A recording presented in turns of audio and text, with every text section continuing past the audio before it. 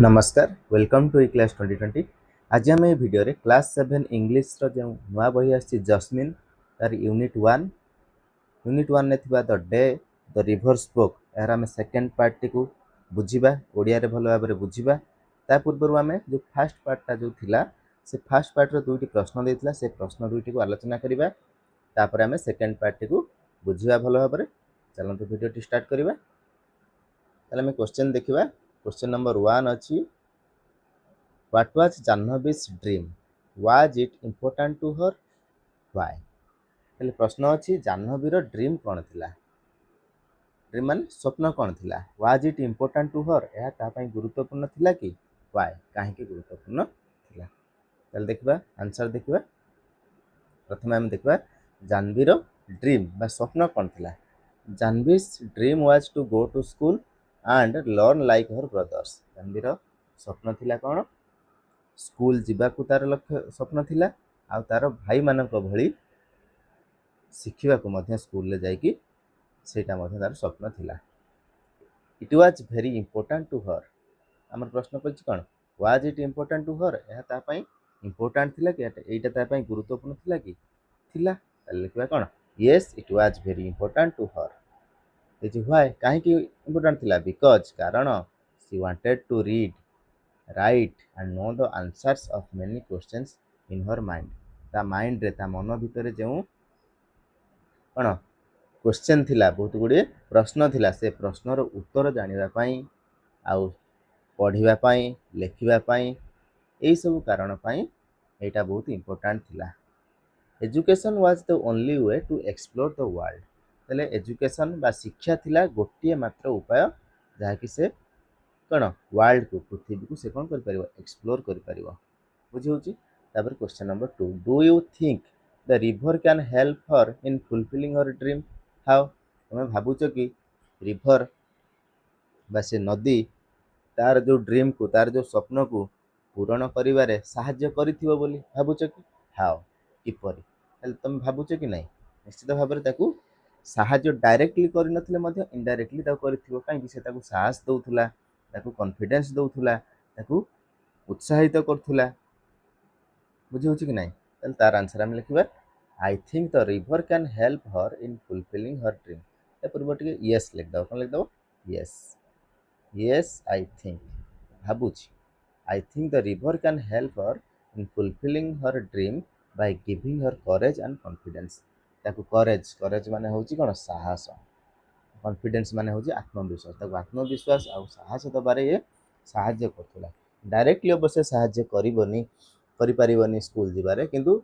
Indirectly ताकू कोन करथुला साहस दउथुला ता भितरे आत्मविश्वास भरी दउथुला जा द्वारा कि से स्कूल जीवा को सक्षम हम आम पार्ट 2 रे बर्तमान आम देखा बर्तमान पार्ट 2 को जीवा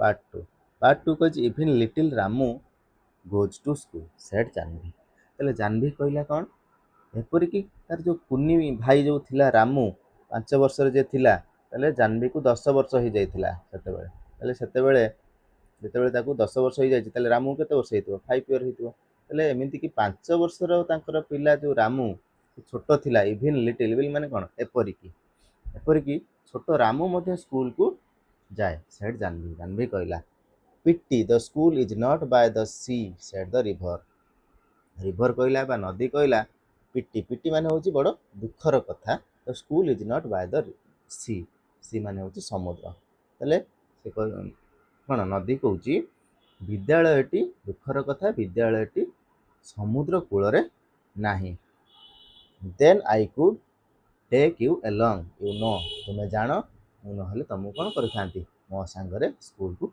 नहीं जाई थांती बुझिपारछ but I suppose I could not really किंतु सपोज सपोज माने कौन एठी नदी भाबुची किंतु मु भाबुची आई कुड नॉट रियली मु यह भी करि पारि न थांती काहे करि पारि न थांती ना you would get your feet wet जदि नदी ताकू नहीं जीव कौटी स्कूल को नदी रे ताले कौन हम जाह्नवीर तार जो पाद फुट्र प्लूराल हूँ फिट गोटे पाद थिले फुट दुईटी पाद प्लूराल होगा बहुवचन होगा फिट है दुईटी पाद तार कौन हो जाता ओदा हो जाता से नहीं न था and what would never and that would never do ତାହା ମୁଁ କେବେ କରିବାକୁ ଦେଇନଥାନ୍ତି ବା ତାହା କେବେ ହେଇନଥାନ୍ତା। I am afraid there is only one thing you can do ପୁଣି ନଦୀ କହୁଛି ମୁଁ ଭୟ କରୁଛି ବା ମୁଁ ଟିକେ ଡରି ଯାଉଛି there is only one thing you can do ହେଲେ କେବଳ ଗୋଟିଏ ଜିନିଷ ତମେ କରିପାରିବ ବୋଲି କହୁଛି କିଏ ନଦୀ କହିଛି ଆଉ ସେ ଜିନିଷଟା ଯେଉଁ କରିବ ନଦୀ ମଧ୍ୟ ଟିକେ ଡରି ଯାଉଛି କାଳେ ଜାହ୍ନବୀକୁ କିଛି ଅସୁବିଧା ହେବ କି ସେଥିପାଇଁ ସେ ମଧ୍ୟ ଟିକେ ଡରିକି କହୁଛି ତମେ କେବଳ ଗୋଟିଏ ଜିନିଷ ହିଁ କରିପାରିବ ବା ଗୋଟିଏ କାମ ହିଁ କରିପାରିବ ଗୋଟିଏ ଉପାୟ ହିଁ ଅଛି। ବର୍ତ୍ତମାନ ପଚାରୁଛି କିଏ ଜାହ୍ନବୀ ପଚାରୁଛି can I do something asked Jahnavi Jahnavi ପଚାରିଲା ମୁଁ କିଛି କରିପାରିବି କି well it is up to you ଆଚ୍ଛା ଏହା ହେଉଛି ତମ ଉପରେ ନିର୍ଭର କରେ it is up to you ମାନେ କ'ଣ ତୁମ ଉପରେ ନିର୍ଭର କରେ ସେଡ୍ ଦ ରିଭର କହିଲା ବା ନଦୀଟି କହିଲା seems to me little girls can do as much as little boys they swim as fast as little boys ତା ମାନେ seems to me ମାନେ ମୋତେ ଯାହା ଲାଗେ little girls can do ଛୋଟ ଝିଅମାନେ ମଧ୍ୟ ବା ଛୋଟ ବାଳିକାମାନେ ମଧ୍ୟ କରିପାରିବେ କାହା ଭଳି as much as little boys ଯେମିତି ଛୋଟ ପୁଅମାନେ କରିପାରୁଛନ୍ତି ସେମିତି ଛୋଟ ଝିଅମାନେ ମଧ୍ୟ କରିପାରିବେ they swim as fast as little boys ସେମାନେ ମଧ୍ୟ ସେ ଝିଅମାନେ ମଧ୍ୟ ଛୋଟ ପୁଅମାନଙ୍କ ଭଳି ମଧ୍ୟ ସେତିକି ସମାନ ବେଗରେ କ'ଣ କରିପାରିବେ ପହଁରି ପାରିବେ ବୁଝିପାରୁଛ ତାମାନେ ନଦୀ ସେ ବୁଝିଛି ଯେ ଝିଅମାନେ ଯାହା କରିପାରିବେ ପୁଅମାନେ ତାହା କରିପାରିବେ ସମାନ ବୋଥ୍ ଆର୍ ଇକ୍ୱାଲ୍ ହେଲା ପୁଅମାନେ ଯାହା କରିପାରୁଛନ୍ତି ଝିଅମାନେ ମଧ୍ୟ ସେୟା କରିପାରନ୍ତି ଏଇଟା କିଏ ବୁଝିଛି ନଦୀ ବୁଝିଛି ଏହା କହିକି ସେ ଜାହ୍ନବୀକୁ ବୁଝଉଛି you just sleep along one morning ଏଠି ସ୍ଲିପ୍ ମାନେ କ'ଣ ଖସିକି ପଳେଇବା ମାନେ ଖସିକି ପଳେଇବା ମାନେ କ'ଣ ସେ ଲୁଚିକି ଧୀରେ ଧୀରେ କ'ଣ କରିବ ଗୋଟେ ମର୍ଣ୍ଣିଂରେ ଗୋଟେ ଦିନ ସକାଳେ ସେ କ'ଣ କରିବ ତାକୁ ଆଡ଼ଭାଇସ୍ ଦେଉଛି ତାକୁ ଉପଦେଶ ଦେଉଛି ଗୋଟେ ଦିନ ସକାଳେ ସେ ଲୁଚିକି ସ୍କୁଲ ପଳେଇବ and sit there in the school ଆଉ ସ୍କୁଲରେ ଯାଇ ବସିବ and listen to what is going on ଆଉ ଶୁଣିବ କ'ଣ ସେଠାରେ ଚାଲିଛି କ'ଣ ସେଠାରେ ଘଟୁଛି କ'ଣ ସେଠାରେ ଚାଲିଛି ତାକୁ ଶୁଣିବ and may be the teacher will let you stay ଆଉ ସେ ଯେଉଁ ଟିଚର ଥିବେ ଯେଉଁ ଶିକ୍ଷକ ଥିବେ ସେ ଶିକ୍ଷକ କ'ଣ କରିପାରନ୍ତି ତାକୁ ରହିବାକୁ ମଧ୍ୟ ଅନୁମତି ଦେଇପାରନ୍ତି ବୁଝିପାରୁଛ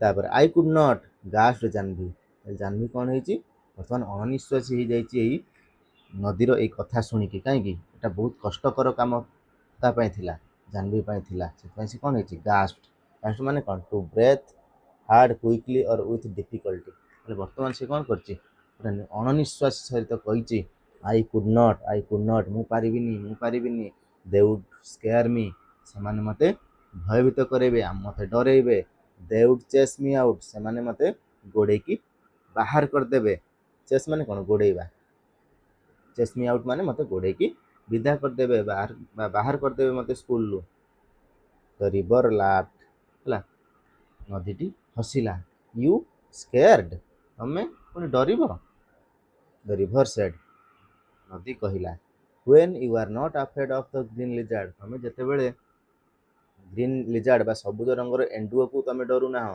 ପ୍ରକୃତରେ ଲିଜାର୍ଡ ମାନେ କ'ଣ ଝିଟିପିଟି କିନ୍ତୁ ଏଠି ଯେଉଁ ତମ ଚିତ୍ରରେ ଦେଇଛି ଲିଜାର୍ଡ ଗୋଟେ ଏଣ୍ଡୁଅ ଭଳି ଦେଖାଯାଉଛି ତାହେଲେ ଏଣ୍ଡୁଅ କଥାଟି ବୁଝିହେଉଛି ତାହେଲେ ତମେ କ'ଣ କରୁଛ ଲିଜାର୍ଡକୁ ତମେ ଡରୁନାହଁ or of the snake in the bamboo clump ମାନେ କ'ଣ ବୁଦା ବାଉଁଶ ବୁଦା ଯେଉଁ ଅଛି ସେ ବାଉଁଶ ବୁଦାରେ ଯେଉଁ ସ୍ନେକ୍ ରହୁଛନ୍ତି ଯେଉଁ ସାପ ରହୁଛି ତାକୁ ତମେ ଡରୁନାହଁ ଜାହ୍ନବୀ ଷ୍ଟାର୍ଟଲ୍ଡ ସେ ଟାଇମ୍ରେ କ'ଣ କରୁଛି ଜାହ୍ନବୀ କ'ଣ କରୁଛି ସେମିତି କାନ୍ଦିକି ତାର ଯେଉଁ ଲୁହ ଟୋପା ପଡ଼ୁଛି ତଳେ ଅର୍ ଦ big trains ରାଟଲିଂ past that bridge ହେଲା ସେ ଯେଉଁ ବ୍ରିଜ୍ ଅଛି ସେ ଯେଉଁ ପୋଲ ଅଛି ତାପରେ ଯେତେବେଳେ ବଡ଼ ବଡ଼ ଟ୍ରେନ୍ ଯାଉଛି ରାଟଲିଂ ମାନେ କ'ଣ ଭୟଙ୍କର ଶବ୍ଦ କରିକି ଭୟଙ୍କର ସ୍ୱର କରିକି ଯେତେବେଳେ ଯାଉଛି ତାକୁ ତମେ ଡରୁନାହଁ trains are noisy I prefer it said the river ପୁଣି ରିଭର କହୁଛି ଟ୍ରେନ୍ସ ଆର୍ ନଏଜି ମାନେ କ'ଣ ରେଳଗାଡ଼ି ଗୁଡ଼ିକ ବା ଟ୍ରେନ୍ ଗୁଡ଼ିକ କ'ଣ ବହୁତ ଶବ୍ଦ ସୃଷ୍ଟି କରନ୍ତି ଆଇ ପ୍ରିଫର ମାନେ କ'ଣ ପସନ୍ଦ କରେ କାହାକୁ ପସନ୍ଦ କରେ ନଦୀ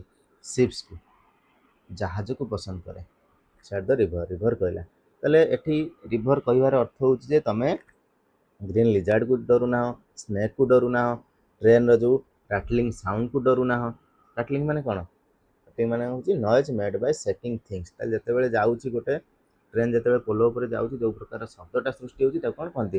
ରାଟଲିଂ କହନ୍ତି। ବୁଝିହେଉଛି? ତାହେଲେ ଇଏ ବୁଝେଇବାକୁ ଚାହିଁଛି ଯେ ତମେ ଏତେ ସବୁ ଜିନିଷକୁ ଡରୁନାହ, ତମେ କାହିଁକି ସେ ସ୍କୁଲରେ ଯାଇକି ଟିଚରଙ୍କୁ ଡରିବ, ତମେ ଏତେ ଡରି ଯାଉଛ କ'ଣ ପାଇଁ? ଏ କଥା କହିଛି କିଏ? ନଈ କହିକି ବୁଝେଇଛି ଯେ ତମେ ସ୍କୁଲକୁ ଯାଅ, ଗୋଟେ ଦିନ ସକାଳେ ତମେ ସ୍କୁଲକୁ ଦିନେ ଲୁଚିକି ଯାଅ, ଖସିଯାଅ ଘରୁ, ଘରେ ଯେମିତି କେହି ନ ଜାଣିପାରିବେ। Jahnavi never knew the snake lived in the bamboo clump what are ships she ଆସ୍କ୍ଡ।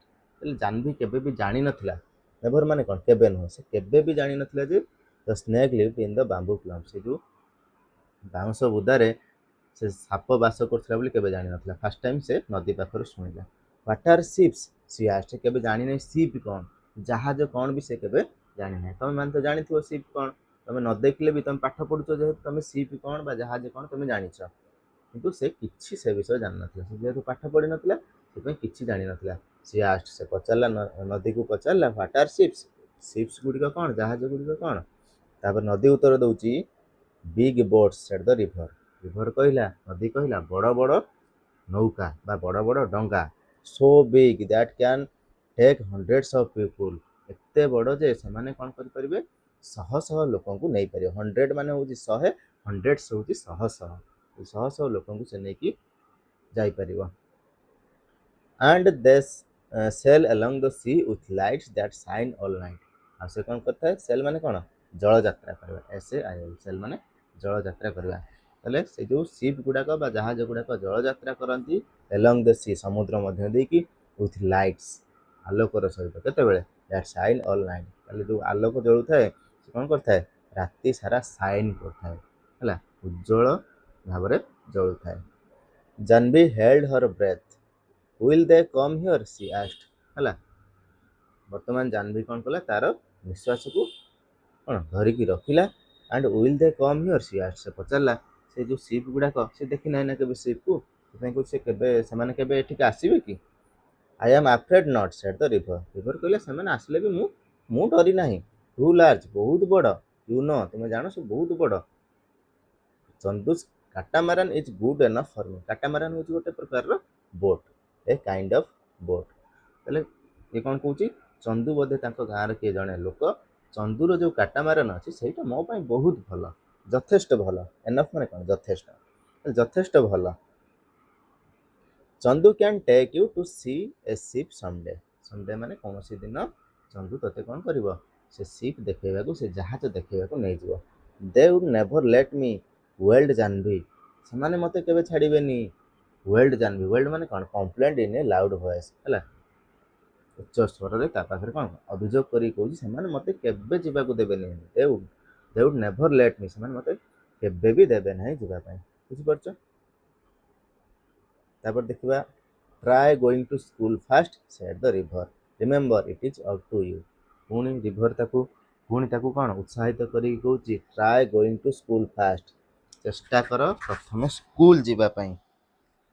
Remember it is up to you, ମନେ ରଖ ଏହା ତମ ଉପରେ ନିର୍ଭର କରେ, ତମେ ଯିବ କି ନାହିଁ, ତମ ମନ ଭିତରେ କ'ଣ ଆଣ?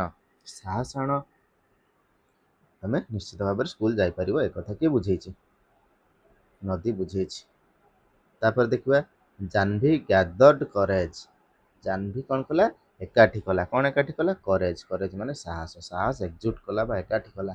ଦ next day she reached the school, ତା ପରଦିନ ସେ ବିଦ୍ୟାଳୟରେ ପହଞ୍ଚିଲା। Panting and out of breath, panting and out of breath ମାନେ କ'ଣ?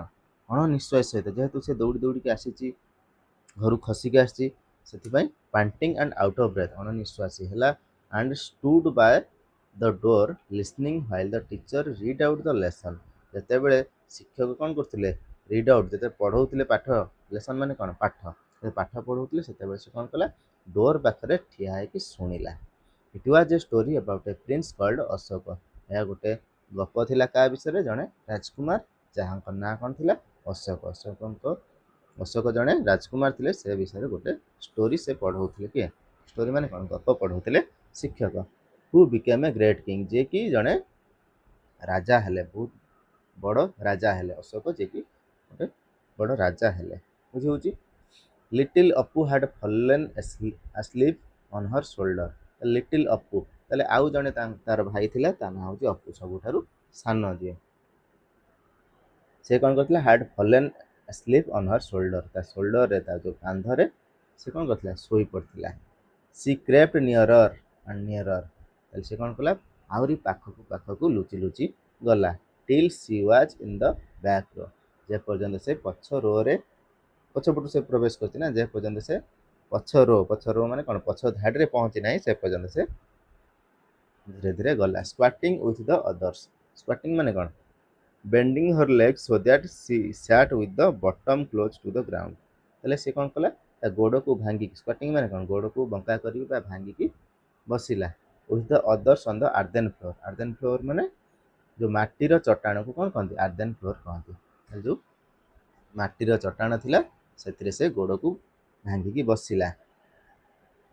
Little Apu made no noise and she listened, ଆଉ ଲିଟିଲ୍ ଅପୁ ତ ସିଏ ଶୋଇଯାଇଥିଲା, ତାର ଯେଉଁ ସାନ ଭାଇ ଅପୁ ସେ କ'ଣ କରିଥିଲା, ତା କାନ୍ଧରେ ଶୋଇଯାଇଥିଲା, ଆଉ ମେଡ୍ ନୋ ନଏଜ୍, କୌଣସି ସ୍ୱର ସୃଷ୍ଟି କରୁନଥିଲା। ଆଣ୍ଡ ସି ଲିସେନ୍ଡ, ଆଉ ସେ ଶୁଣିଲା। ତାହେଲେ ସେ ଯେଉଁ ଗପଟି କହୁଥିଲେ ଶିକ୍ଷକ ଅଶୋକ ବିଷୟରେ, ଯିଏକି ଜଣେ ଗ୍ରେଟ୍ କିଙ୍ଗ ବା ମହାନ ରାଜା ବା ବହୁତ ବଡ଼ ରାଜା ହେଲେ, ତାଙ୍କ ବିଷୟରେ ସେ ଶୁଣୁଥିଲା। Where did you spring from, ତମେ କେଉଁଠାରୁ ଆସିଛ, ଏଠି ସ୍ପ୍ରିଙ୍ଗ ଫ୍ରମ୍ ମାନେ କ'ଣ, କେଉଁଠାରୁ ଆସିଛ। ଲିଟିଲ୍ ଗାର୍ଲ, ଛୋଟ ଝିଅ, ତମେ କେଉଁଠାରୁ ଆସିଛ, ଆସ୍କ ଦ ଟିଚର, ଶିକ୍ଷକ ପଚାରିଲେ। And what is your name, ତମ ନାଁ କ'ଣ। You are new in my class, ତମେ ତ ମୋ ଶ୍ରେଣୀରେ ନୂଆ। She is Gopi's sister, Gopi is in the next class said one of the boys, ତାହେଲେ ଯେଉଁ ବଏଜ୍ ସବୁ ଥିଲେ ସେ କ୍ଲାସ୍ରେ, ଦେଖିପାରୁଥିବ ଜଣେ ତା ଭିତରୁ କ'ଣ କହୁଛି, ସିଏ ହେଉଛି ଗୋପୀର ସିଷ୍ଟର, ଗୋପୀର ଭଉଣୀ।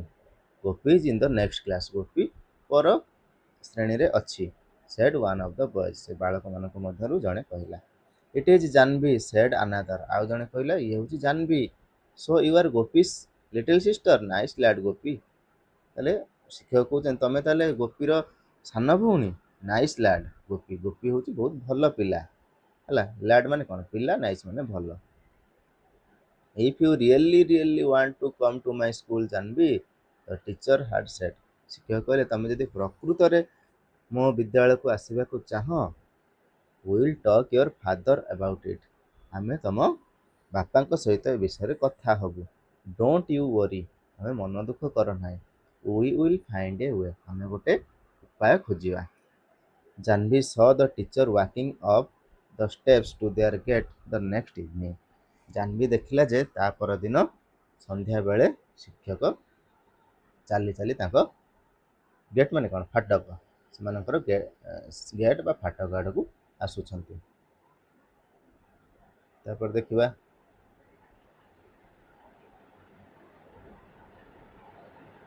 ତାପରଦିନ ସନ୍ଧ୍ୟାବେଳେ, ନେକ୍ସଟ ଇଭିନିଂ ମାନେ କ'ଣ, ତାପରଦିନ ସନ୍ଧ୍ୟାବେଳେ। When she was lighting the lamp, ଯେତେବେଳେ କି ସେ କ'ଣ କରୁଥିଲା, ଯେଉଁ ଲ୍ୟାମ୍ପଟିକୁ ସେ ଜଳାଉଥିଲା। She could see her father scratching her cheek the way he did when he was worried, ତାହେଲେ ସିଏ ଦେଖିପାରୁଥିଲା ଯେ ତା ବାପା କ'ଣ କରୁଛନ୍ତି, ସ୍କ୍ରାଚ୍ କରୁଛନ୍ତି ତାଙ୍କ ନିଜ ଯେଉଁ ଚିକ୍ ମାନେ କ'ଣ, ତାଙ୍କ ଯେଉଁ ଗାଲକୁ ରାମ୍ପୁଛନ୍ତି ବା କୁଣ୍ଡେଇ ହେଉଛନ୍ତି। ଦ ୱେ, କେଉଁଭଳି, he did when he was worried, ଯେତେବେଳେ ସେ ଦୁଃଖରେ ଥାନ୍ତି ବା ଚିନ୍ତିତ ଥାନ୍ତି, ଯେମିତି ସେ ଗାଲକୁ କୁଣ୍ଡେଇ ହୁଅନ୍ତି ସେମିତି କୁଣ୍ଡେଇ ହେଉଛନ୍ତି। The teacher was nodding and saying something she could not make out, make out ମାନେ ଟୁ ଅଣ୍ଡରଷ୍ଟାଣ୍ଡ, ବୁଝିପାରିବା। ହେଲେ ଟିଚର କ'ଣ କରୁଥିଲେ, ଶିକ୍ଷକ ସେତେବେଳେ ମୁଣ୍ଡ ହଲେଇକି କ'ଣ କହୁଥିଲେ, ମୁଣ୍ଡ ହଲାଉଥିଲେ ଆଉ କ'ଣ କହୁଥିଲେ, କିଛି କହୁଥିଲେ। ସେ କୁଡ୍ ନଟ୍ ମେକ୍ ଆଉଟ୍, ଯାହାକି ସେ ବୁଝିପାରୁନଥିଲା, ଇଏ ଟିକେ ଦୂରରେ ଥିଲା ଯେହେତୁ ସେ ସେଥିପାଇଁ ବୁଝିପାରୁନଥିଲା। ବୁଝିପାରିବା, ମେକ୍ ଆଉଟ୍ ମାନେ କ'ଣ, ବୁଝିପାରିବା। କୁଡ୍ ନଟ୍ ମେକ୍ ଆଉଟ୍ ମାନେ କ'ଣ, ବୁଝିପାରୁନଥିଲା। ଶିକ୍ଷକ କ'ଣ ତ ବାପାଙ୍କୁ ବୁଝାଉଛନ୍ତି ମୁଣ୍ଡ ହଲେଇକି, ସେ କିଛି ବୁଝିପାରୁନଥିଲା। ଆଣ୍ଡ ମଦର ସେଡ୍, ଏବଂ ମା କହିଲେ, ମାନେ ଜାହ୍ନବୀର ମା କହିଲେ, ଲିଟିଲ୍ ଜାହ୍ନବୀ, ଛୋଟ Jahnavi, I shall miss you when you go to school, ତମେ ଯେତେବେଳେ ବିଦ୍ୟାଳୟକୁ ଯିବ ମୁଁ ତୋତେ କ'ଣ କରିବି, ମିସ୍ କରିବି, ମୁଁ ତୋର ଅନୁପସ୍ଥିତତାକୁ ଅନୁଭବ କରିବି। Girls should learn as much as they want, ତାପରେ ତା ମା କହୁଛନ୍ତି ଝିଅମାନେ ପଢ଼ିବା ଉଚିତ ବା ଶିଖିବା ଉଚିତ। ଆଜ୍ ମଚ୍ ଆଜ୍ ଦେ ୱାଣ୍ଟ, ସେମାନେ ଯେତେ ଚାହୁଁଛନ୍ତି ସେତେ ପଢ଼ିବା ଉଚିତ ବା ଶିଖିବା ଉଚିତ। When I was your age, ମୁଁ ଯେତେବେଳେ ତୋ ବୟସରେ ଥିଲି, I wanted to go to school, ମୁଁ ସ୍କୁଲକୁ ବା ବିଦ୍ୟାଳୟକୁ ଯିବାକୁ ଚାହୁଁଥିଲି। But your grandmother said no. କିନ୍ତୁ ତୋର ଆଈ ମୋତେ କହିଲେ ନା ତୁ ଯାଇପାରିବୁ ନାହିଁ। ଏଠି ଗ୍ରାଣ୍ଡ ମଦର ମାନେ ଜେଜେମା ହେବନି, ଜେଜେ ମା ହେବନି, କ'ଣ ହେବ ଆଈ ହେବ। କାହିଁକି? ତା ମା ଯେହେତୁ କହୁଛନ୍ତି ତାଙ୍କ ମାଆଙ୍କ କଥା, ହେଲେ ଜାହ୍ନବୀର ତାଙ୍କ ମା କ'ଣ ହେବେ? ଆଈ ହେବେ ନା। ସେଥିପାଇଁ ଗ୍ରାଣ୍ଡ ମଦର ହେଉଛି ଆଈ। ତାହେଲେ ଯେତେବେଳେ ତା ମା ପାଠ ପଢ଼ିବାକୁ ତା ବୟସରେ ଯେତେବେଳେ ଥିଲେ, ଯେତେବେଳେ ପାଠ ପଢ଼ିବାକୁ ଚାହୁଁଥିଲେ, ତାଙ୍କ ଆଈ ସେତେବେଳେ ମନା କରିଥିଲେ। ବଟ୍ ନାଓ, କିନ୍ତୁ ଏବେ ବା ବର୍ତ୍ତମାନ ଆଇ ଆମ୍ ଗ୍ଲାଡ୍, ମୁଁ ଖୁସି ଅଛି, ମୁଁ ଆନନ୍ଦିତ ଅଛି। The teacher came to talk to your father. ଶିକ୍ଷକ ଆସିଲେ ତୋ ବାପାଙ୍କ ସହିତ କଥା ହେବା ପାଇଁ, ତାଙ୍କୁ ବୁଝେଇବା ପାଇଁ। ବୁଝିହେଉଛି? And Jahnavi said mother when I grow up. ଆଉ ଜାହ୍ନବୀ କହିଲା ମା ଯେତେବେଳେ ମୁଁ ବଡ଼ ହେବି, I will be a teacher, ମୁଁ ମଧ୍ୟ ଜଣେ କ'ଣ ହେବି? ଶିକ୍ଷକ ହେବି। I will go from house to house in our village. ମୁଁ ଘରକୁ ଘର ଆମ ଗାଁରେ ଯିବି। And ask all the little girls to come to my school. ଆଉ ମୋ ସ୍କୁଲକୁ ଛୋଟ ଛୋଟ ଝିଅମାନଙ୍କୁ କହିବି ଆସିବା ପାଇଁ, ପାଠ ପଢ଼ିବାକୁ ଆସିବା ପାଇଁ କହିବି। And I will teach them all that I am going to learn. ଆଉ ମୁଁ ସେମାନଙ୍କୁ ସବୁ କିଛି ଶିଖେଇବି ଯାହାକି ମୁଁ ବର୍ତ୍ତମାନ ଶିଖିବାକୁ ଯାଉଅଛି। ହେଲା, ଇଏ ସ୍କୁଲ ଯିବ, ଯାହା ମୁଁ ଶିଖିବି ତାଙ୍କୁ ସବୁ ଶିଖେଇବି। And she went down the path between the fields the next morning before school began. ହେଲେ ସ୍କୁଲ ଆରମ୍ଭ ହେବା ପୂର୍ବରୁ ସେ କ'ଣ କଲା? ଗୋଟେ ପାଥ୍ ମାନେ କ'ଣ? ଚଲାପଥ। ହେଲା, ପାଦ ଚଲା ପଥକୁ କ'ଣ କହନ୍ତି? ପାଥ୍ କହନ୍ତି।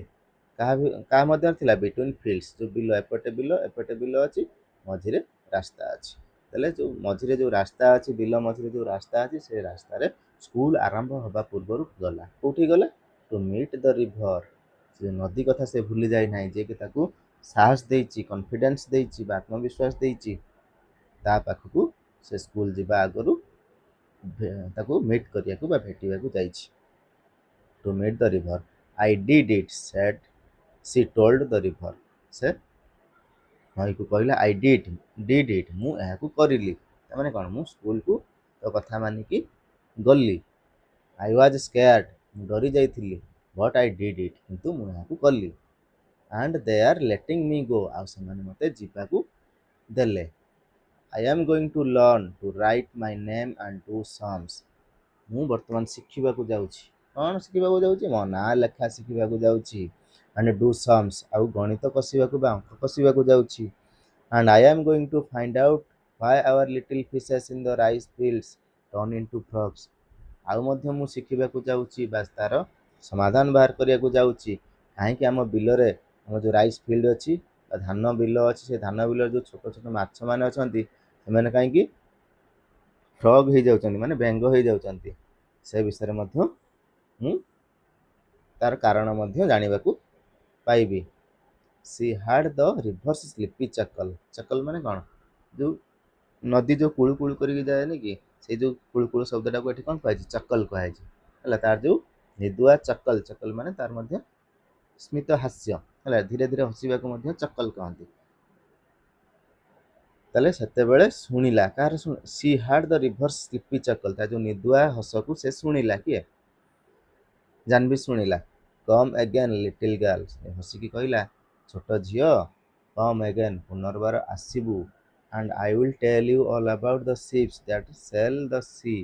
ହେଲା, ଯେଉଁ ସେଲ୍ ମାନେ କ'ଣ? ଜଳଯାତ୍ରା କରିବା। ଯେଉଁ ସିପ୍ ବିଷୟରେ ମୁଁ ତୋତେ କହିବି, ଯେଉଁଟାକି କ'ଣ କରୁଛନ୍ତି? ସମୁଦ୍ରରେ ଜଳଯାତ୍ରା କରନ୍ତି। ତାହେଲେ ଏଇଟାକୁ ଲେଖିଛନ୍ତି କିଏ? କମଲା ନାୟର। କିଏ? କମଲା ନାୟର। ଦେଖିପାରୁଛ, କମଲା ନାୟର ଏଇ ବିଷୟଟିକୁ ଆମର ଲେଖିଛନ୍ତି।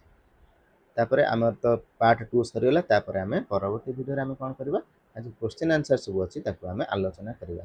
ଯଦି ତୁମକୁ ଭିଡ଼ିଓଟି ଭଲ ଲାଗୁଛି, ନିଶ୍ଚିତ ଭାବରେ ଭିଡ଼ିଓଟିକୁ ଲାଇକ୍ କରିବ, ଚ୍ୟାନେଲଟିକୁ ମଧ୍ୟ ଚ୍ୟାନେଲଟିକୁ ସବସ୍କ୍ରାଇବ୍ କରିବ, ସାଙ୍ଗମାନଙ୍କ ସହିତ ସେୟାର କରିବ। ଭିଡ଼ିଓଟିକୁ ଆରମ୍ଭରୁ ଶେଷ ପର୍ଯ୍ୟନ୍ତ ଦେଖିଥିବାରୁ ବହୁତ ବହୁତ ଧନ୍ୟବାଦ।